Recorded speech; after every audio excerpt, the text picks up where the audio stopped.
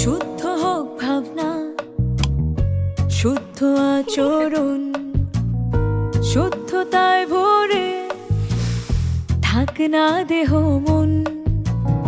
শুদ্ধ হোক ভাবনা, শুদ্ধ আচরণ, শুদ্ধতায় ভরে থাক না দেহ মন। শুদ্ধ ভাষে শুদ্ধ প্রিয়জন, শুদ্ধতার মাসে শুদ্ধতার আমন্ত্রণ।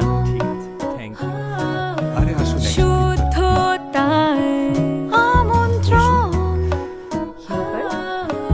শুদ্ধতার আমন্ত্রণ।